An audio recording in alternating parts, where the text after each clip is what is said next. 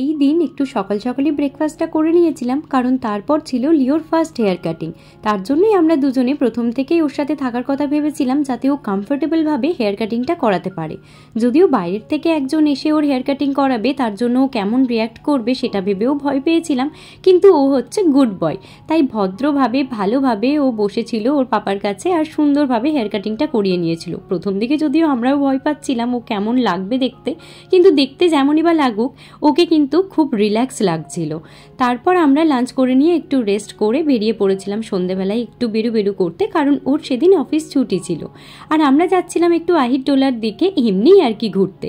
যাওয়ার পথে সুন্দর সুন্দর মূর্তি বের হয়েছিল ওখানে। আমি জানি না কোন কারণে এত সুন্দর সুন্দর মূর্তি নিয়ে ওরা যাচ্ছিল, কিন্তু খুব ভালো লাগছিল দেখে।